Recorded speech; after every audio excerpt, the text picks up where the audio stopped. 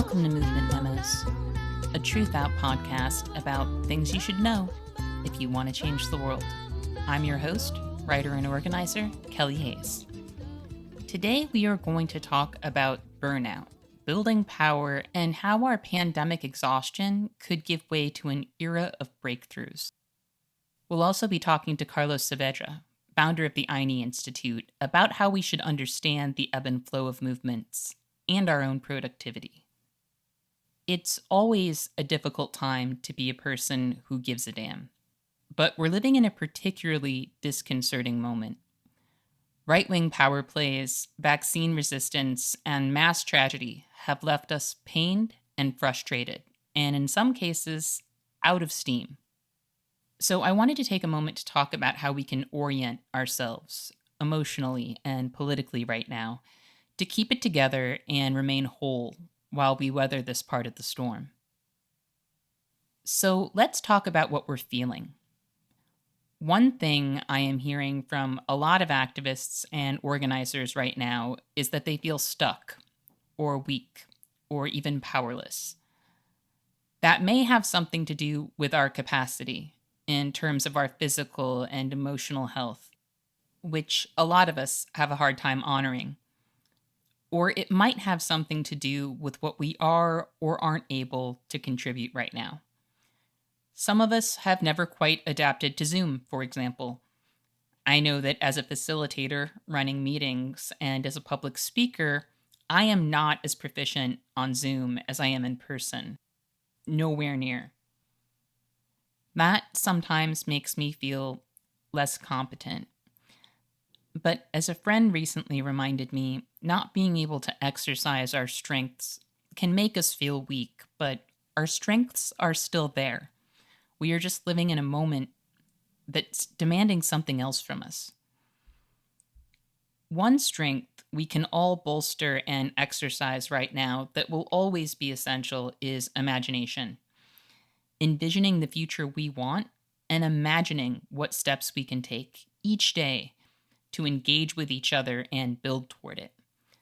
Sometimes those steps might feel small, and our contributions might feel insignificant when we contemplate the enormity of our struggles. Other times, we may feel like we are organizing relentlessly, but nothing seems to be happening. Personally, I look at what's going on in the world and I think, we need to shake the shit out of this system and bring these politicians to their knees, and nothing less is going to get us the results we need. And when the need is that great, we can often get frustrated with anything short of that upheaval. But when our expectations don't align with the actual ebb and flow of movements, or with our own capacities, we can wind up in a state of constant frustration that fuels burnout. I have learned a lot about respecting that ebb and flow from the INE Institute, which offers political education grounded in indigenous principles of reciprocity. I have attended a number of the INE Institute's workshops online, and am currently enrolled in their social movements course, which I'll talk more about later. But because so many of us are experiencing a particularly rough time in our organizing and activism right now, I wanted to begin by sharing some wisdom that Carlos Saavedra recently shared with me about the different seasons of our work.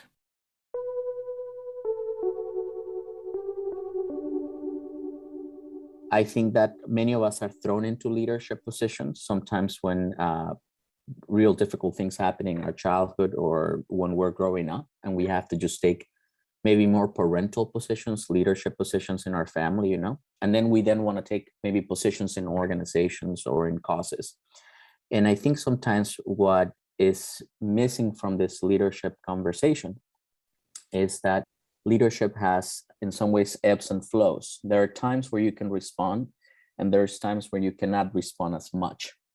And we believe that actually at the Institute I'm part of, at INE, that leadership in some ways goes through cycles and goes through ups and downs. And a good metaphor, I think, that could ground us in that is a metaphor of seasons or seasonality, meaning that there's a time where a leadership is going through a winter period, meaning it's going through a period of hibernation, where you're trying to rejuvenate yourself, rejuvenate your body, your emotions, your capacity, and also have a breakthrough, an insight that could allow you to then have maybe a spring in your leadership where you're maybe opening up, you're doing more things, you feel very energetic, and potentially maybe going through a summer in your leadership where it's go, go, go energy, let's go, let's move around as quick as we can. There's so much energy. And then hopefully a time of fall where we're reaping the rewards of the work that we're doing and preparing for another cycle of winter. I think in some ways the cycles happen in people in maybe in a 4 to 6 year cycle, where people have a year and a half of a winter and so forth and so on. Winters are the only season that people can stay in for many, many years, because it particularly, I mean, referring just in the context of leadership, meaning that people sometimes feel burnout because they didn't, they weren't in a perpetual summer for a long time and never rested. They get burnout, they never come back.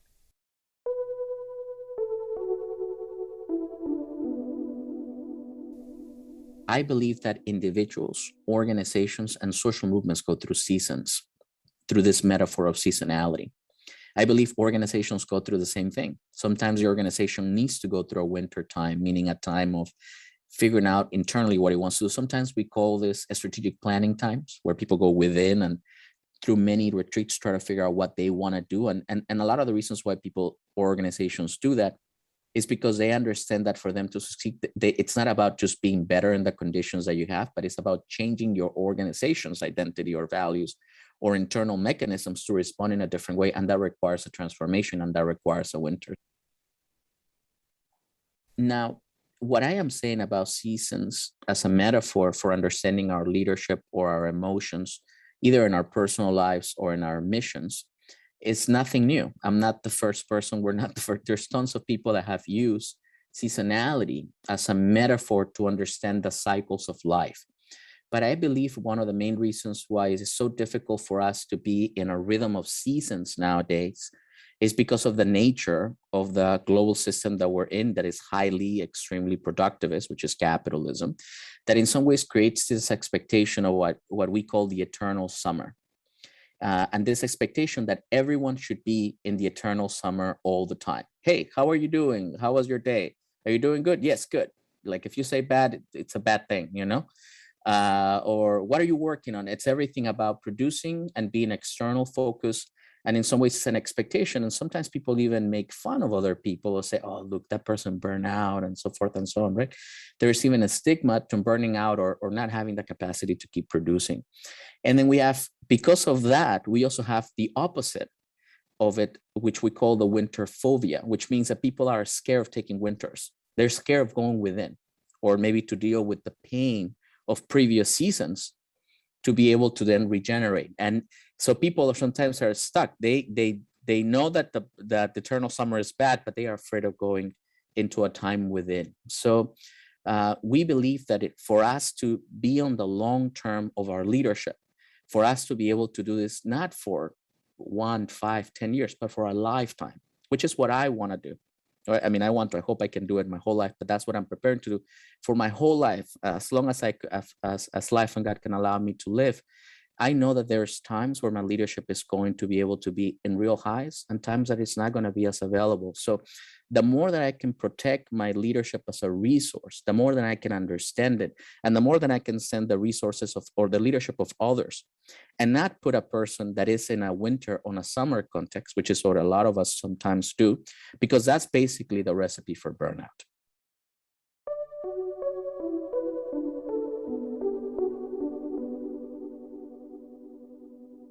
The first time I heard Carlos talk about seasons, it was a bit of a breakthrough moment for me. A friend had shared a link to an INE Institute workshop on Facebook. It was a YouTube link, so I figured, what the hell, I'll check this out. It was a workshop about seasonality, and that workshop gave me a new way of understanding what I had been experiencing over the course of the pandemic, as my health tanked and my capacity shifted. So I immediately wanted to watch more INE Institute videos, and also to talk with Carlos, whose descriptions of activists getting caught up in the expectation of endless summer perfectly summarized what I had been doing to myself for a very long time.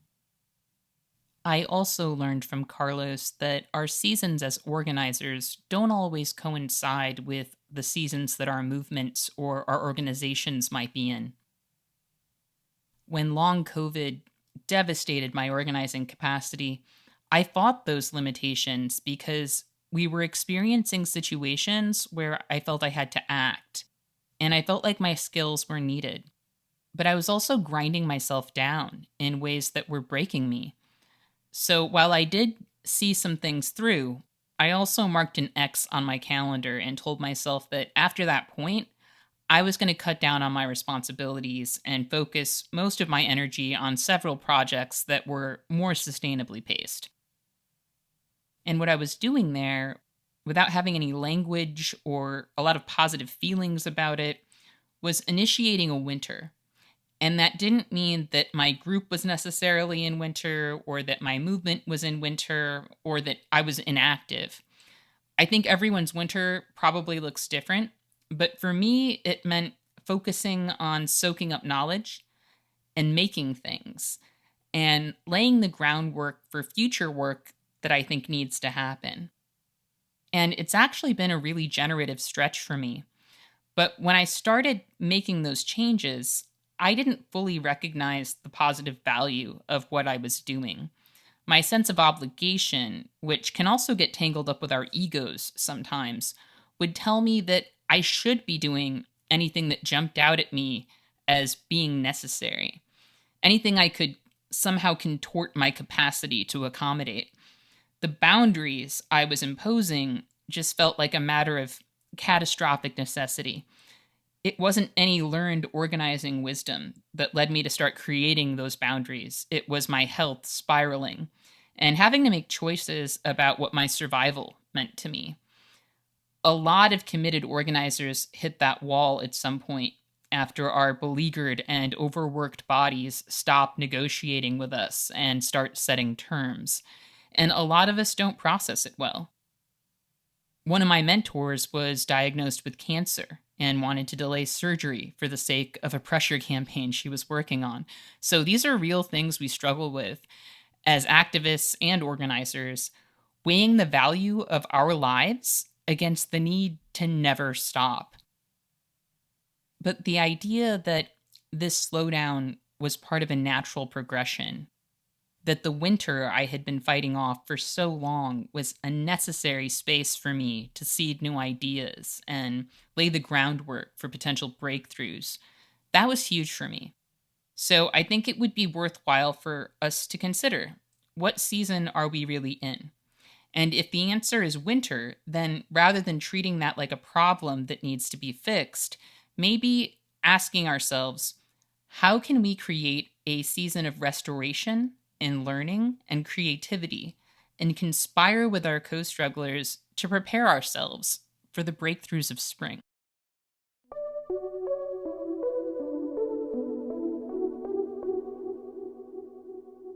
When we talk about the work of building things and how we create formations that can oppose threats or advance ideas, I think one of our greatest impediments in leftist organizing today is the need for affinity.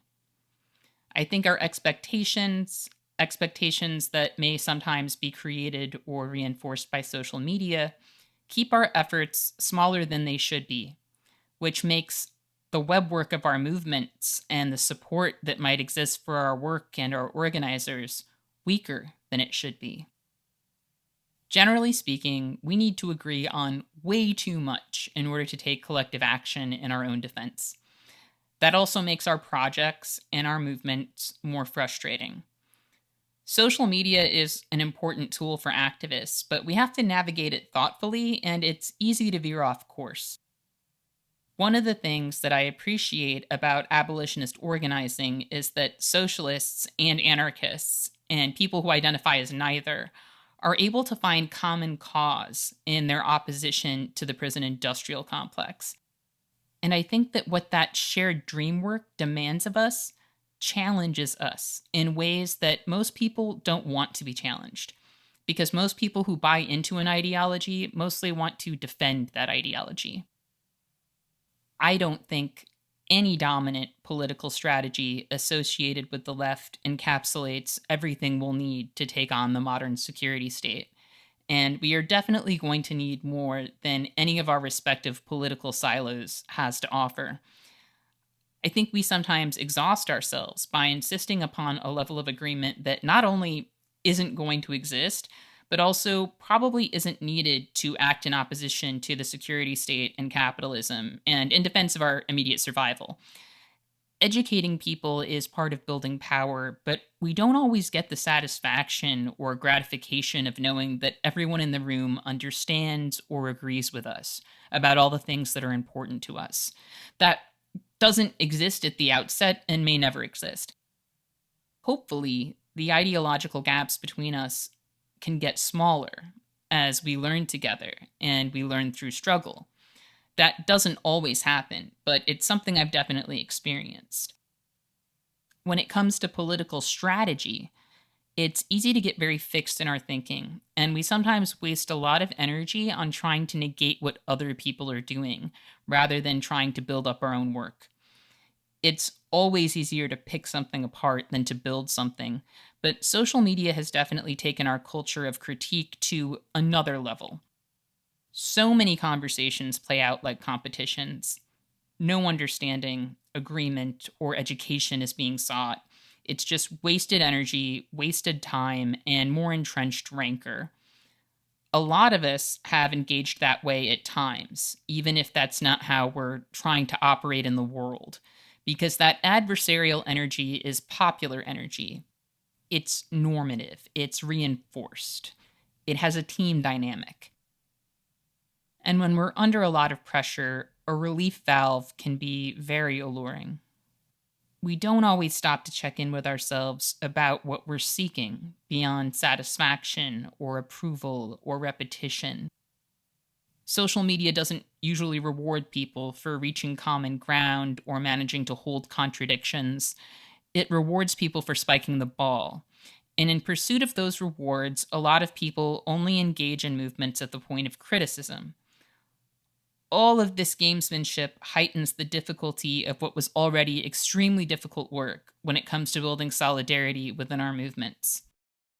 I'm not saying let's get off social media because, as we recently witnessed with the simultaneous breakdown of Facebook and Instagram, these platforms are crucial social and political spaces for billions of people, and I don't think organizers can afford to cede that kind of territory.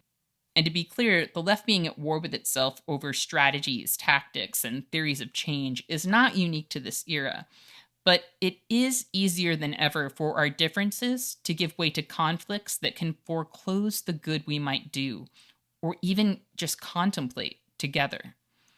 We also have surveillance and corporate algorithms working against us. Meanwhile, contempt is breeding too easily between people who are going to need each other to survive an era of crisis. Because successful movements are not collections of people who get along really well or have a lot in common. And they aren't tight knit groups of people who all want exactly the same thing and have a shared blueprint for getting there. Those expectations will keep us at war on too many fronts. We are up against capitalism, and anything large enough to upend the violence of that system will have to contain multitudes. The Eine Institute teaches that diversity and mutualism, rather than monoculture and antagonism, are the conditions for strength and survival. Basically, if we saw our work through the perspective of ecology, we would be more supported and more successful. This is a big idea, but I asked Carlos if he could take a shot at breaking it down a bit for us. Here's what he had to say.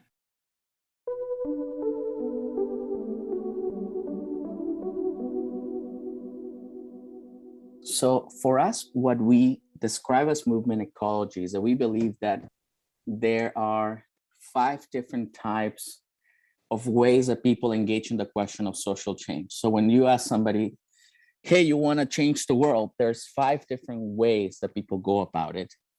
The first way is that people go about it in a sense of personal transformation. They believe that if they change individuals or they change themselves, they're changing the world. So sometimes we say the mottos of all you need is to change, change yourself and you will change the world, Then there is alternative institutions. There is about building an alternative, building a cooperative, building a different way of living or embodying your values in the world that is different from the dominant culture or the dominant system. And there's a whole world of people that do that, right? That are involved in an alternative ways of living, alternative cultures, alternative institutions. Then there's people that are engaged in one big area that we break down in three, which we call dominant institutional change. And these are people that are engaged in basically getting the dominant structures in society, whether it's the market or the state, to regulate them or to get something from them, whether it's legalization if you're an immigrant worker, whether it's getting more workers' rights, so forth and so on. And in this category, we see three different approaches. One is called the inside game, which is people that are doing lobbying and advocacy that are from a position within the systems of power. They're trying to create change, right? Which is very difficult to do, right? So you might imagine an Alexandra Ocasio-Cortez being an embodiment of that. Of course, some people would argue that, is she really trying to create change or that? But if you just have, if you just assume that, yes, she is trying to do her best from that position, that would be the inside game. Then there is community organizing that is trying to organize people to build a constituency, build power, build leverage against elected officials or against the political system to get their needs met. And then there's mass protests, which is taking the streets, doing boycott strikes, mass demonstrations to do that as well. But all these different things take a different shape. And even these three or the five theories that I shared with you sometimes can become antagonistic with one another, meaning that sometimes there are traditions, schools of thoughts, right, in any of these ones that distinguish themselves from the other ones. So sometimes people say, well, if you're not organizing to change the state, you're just not doing the real work, or if you're doing just a retreat to take care of yourself with others, how does that change the power dynamics of the world? So there's an antagonism to all these forms of work. Sometimes the opposite. People in alternative says, well, all of you are fighting to change the state, but what is the alternative? So all of you are just embedded in, you're going to recreate the same systems of oppression. So there's a critique that all of them share of one another sometimes. But what we notice is that actually any successful and powerful movement is a combination and the embodiment of these five different theories of change. So because we need personal transformation to heal ourselves, to develop ourselves as leaders, to know ourselves deeply, we also need alternatives. We need a different way of embodying the world, right? We just need new experiments into how to live the values that we want. And then we have to engage the state and the market. There's no way that we can just isolate from a particular fight with them. So when we at INI, when we are looking at like the top hits, the movements that in the world we've seen done some amazing things, we have not yet seen one movement that doesn't embody all these five or has what we call movement ecology, which is when they all collaborate with one another and they become greater than the sum of their parts.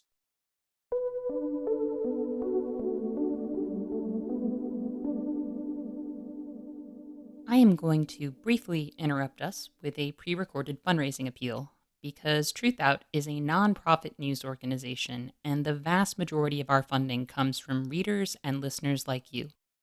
We've experienced a bit of a slowdown in donations recently, which may have something to do with Facebook ramping down engagement with political content.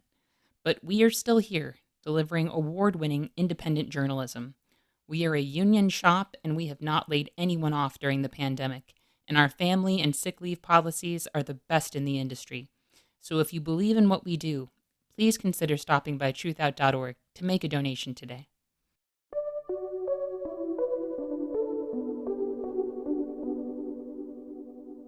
I'm sure that many of you have critiques of each of the theories of change that Carlos described.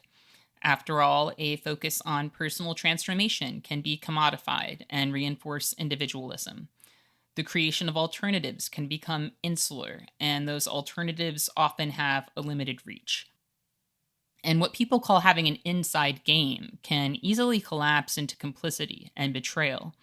But when we understand these approaches with all of their potential pitfalls and upsides as existing not in some kind of competition that a single theory is somehow going to win, but in relation to each other as part of a political ecosystem, There are opportunities for common ground and synthesis that we might otherwise miss. Building power against the right, in spite of our ideological contradictions, is one of the great challenges of our time. To rise to that challenge and to fight for life on Earth, we are going to have to overcome our constant need for affinity, and an ecological understanding of movement work can potentially aid in that process. I think part of embracing that ecological view is being eager to broaden our understanding rather than simply defending what we think we know.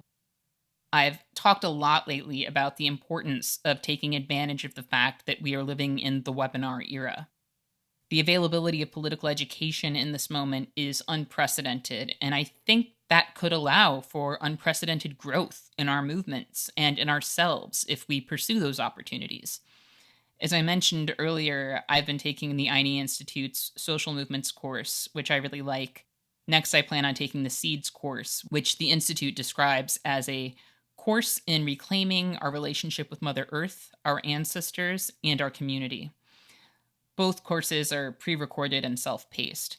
But those aren't free courses, and I know not everyone can afford to pay for their political education, so I'm going to once again include a variety of free and paid workshop and webinar opportunities in the show notes on our website at truthout.org for people who want to spend some time arming their imaginations, including some free resources from the INE Institute. That list will also include a link to Building Your Abolitionist Toolbox, which you can access free of charge, and I sincerely hope that everyone will. Because if you're looking for new tools and new frameworks for building a better world, Project Nia has put together an amazing collection of webinars around topics like rape culture, accountability, movement security, and much more. I recommend it to all activists and organizers, whether you're an abolitionist or not, but especially to all abolitionist activists and organizers. Someone told me recently that they can't do webinars because they are always multitasking with childcare. But I just want to put out there that I don't always watch every webinar I hit up. Sometimes I'm just listening while I do other things, and it can still be really worthwhile to do that if it's how you can squeeze it in. Particularly with a pre recorded event where you're not participating in any interactive elements anyway. It's great to watch, but listening can be great too because there are so many people with a wealth of experience who are sharing it right now in accessible ways. For people who are in a winter phase of their justice work, we have so many resources right now that can help us prepare for the breakthroughs ahead. The radicalizing impact of the pandemic as a political era is not going to be realized all at once. Radical politics and rebellions and people's capacities are going to erupt over time. And that process will be aided by the fact that some people have used this time to create accessible political education resources, and people will continue to access those resources. I am really grateful to trainers and organizers who have responded to the limitations of the pandemic by putting their work online and creating so many permanent resources. And I am excited to see where those efforts lead, because to survive these times, we are going to need a lot of imagination, but we are also going to need strategy. And above all, we are going to need each other. So anything that helps us think more deeply about how we can create new relationships and political projects and draw connections between the work that we're doing is a good investment of our time right now. I know it can be difficult to focus on these things, and the lure of escapism is real. As someone who binge watches a lot of television, I understand that it's much easier to phase out reality than grapple with how you might change it. But I do make a point of squeezing in webinars because I value those opportunities, and we can't simply lean on our good intentions to guide our political work. But I do want to circle back to burnout and the fact that some people feel stuck or in crisis right now. I asked Carlos about his thoughts on building power during difficult times and coping with burnout, and he had some thoughts to share with you all.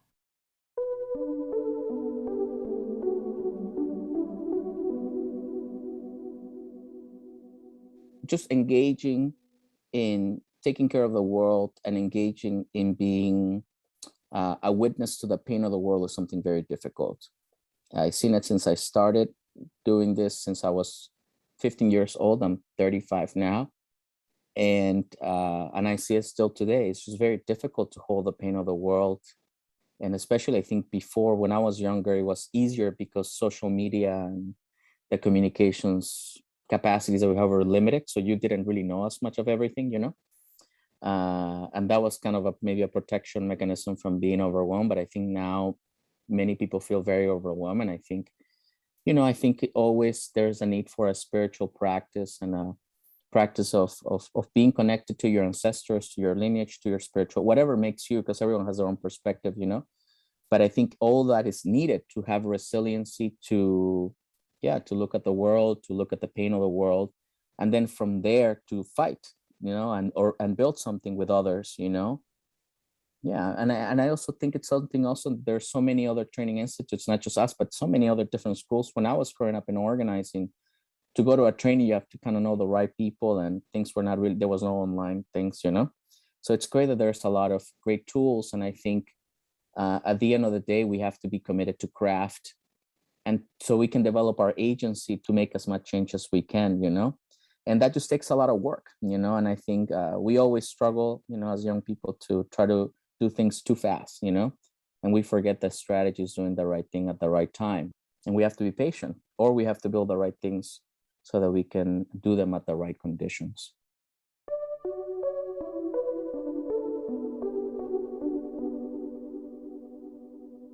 I believe that we respond, our capacity to respond, our leadership comes from the wealth of the relationships that we're in, like usually leadership happens in relationships, there's something I seen in somebody I love, but there's a relationship that holds the leadership, and the more risk that you want to take in your leadership, the more relationships that you need. And I feel like with the pandemic, it's been really hard for everybody because everyone is so isolated because of the pandemic. And in some ways that has weakened us all relationally, and in some ways emotionally. So, the only thing that I would say to people is to probably to rest, is to probably to take time off. If you feel that you are in a time where you're tired, you're overly tired, maybe you need a few months off. And I understand that sometimes people are unable to do that.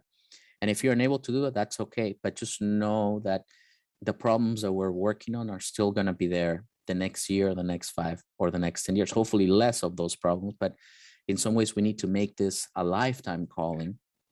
And there's a lot of people that I work with over the years in organizing that for various reasons, they're not doing organizing anymore. And I think a lot of that has to be not because they didn't care, but maybe because they did way too much, and they were not able sometimes to just take 3 months off. And I think it's okay to take that time off. And I know we all sometimes take leadership and respond because we feel responsible for other people. And when we're not responding, we feel guilty. And guilt, maybe in some part, it's important to, it's like the flame of a leadership is to start going, but guilt is not sustainable, meaning that we have to go through a deeper reasons of letting go of the things that we cannot change, to then assume the things that we can change. But all those bigger questions take time of reflection and going within. And I don't mean that to be done individually. You can do that with a group of people. I just mean without the intensity of external work that then you have to, because you're not in that mode, then you have to pretend to be in a summer or in a spring when you're not. And then you have to put this mask on your face to be something you're not, instead of really taking that time with him. Because actually the beautiful thing about the winters is that they're the times of breakthroughs and change. That's when you realize who you want to be for the next cycle of your life or of your leadership. And imagine how many issues, causes we could solve if we had a workforce or a group of us that could be stronger in our leadership. And by stronger, I don't mean that we can do more, but that we can be smarter and more sustainable.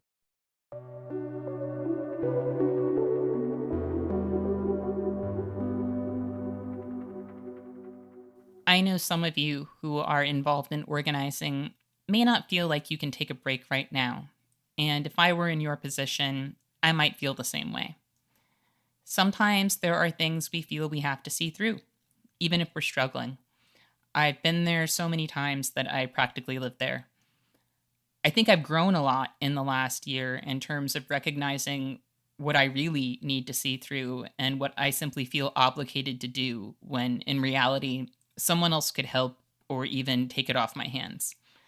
But there have definitely been moments when I kept organizing at full steam, even though it was unbelievably hard, when I think that was the right thing to do. Those moments are real. So, how do we keep our bearings amid the storm when we have to keep moving? One of my personal tricks that some of you know about is that I cover my desk in white butcher paper, which I tape down with painter's tape, and I keep a mug full of different colored markers on hand. And I use the markers to map out my ideas and to do lists. And for me, having that messy and colorful world map of everything I'm working on gives me a sense of cohesion. It helps me chart my path and organize my thoughts. And when I start to feel disoriented emotionally or politically, I have that map to turn to.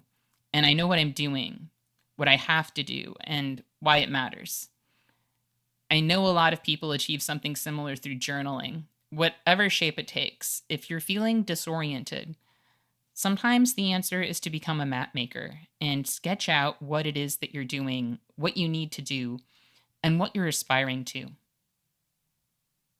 My friend Atina has a daily to do list that includes drinking water, stretching, and reading poetry, alongside doing household chores. I love that because the actions that sustain us the most are often the first things we neglect because we somehow expect to be productive while treating the things that fuel us as optional. It's unsustainable. I want to challenge all of us this week to do some map making work and to make the work of sustaining yourself part of that planning process. What are you doing to keep yourself whole? What are you trying to contribute to? What are you trying to learn? What could be more sustainable? As I said earlier, a lot of us feel limited in what we can do right now due to the pandemic or other impediments. But it's important to remember that in the coming years, we are going to have to practice our skills and politics in ways that we probably can't fully imagine right now because we live in unprecedented times. There will be moments that we feel well equipped to face, and there will be many others that will require us to pivot and adapt. The goal isn't to have it all figured out, and thank God, because none of us is going to have it all figured out. The goal is to make meaningful contributions to something much larger than ourselves, so that we can face the future together. And we will. I want to thank Carlos Saavedra for joining us today. You can check out those courses I mentioned at ainischool.com. That's AYNIschool.com. I also want to thank our listeners for joining us today. And remember, our best defense against cynicism is to do good and to remember that the good we do matters. Until next time, I'll see you in the streets.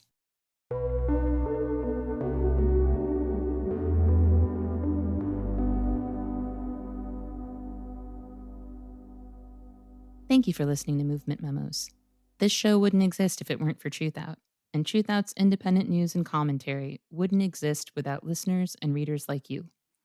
We have no paywalls, no corporate sponsors, and no ads, except for fundraising appeals like this one. So if you can and would like to support our work, please consider dropping by truthout.org to make a donation today.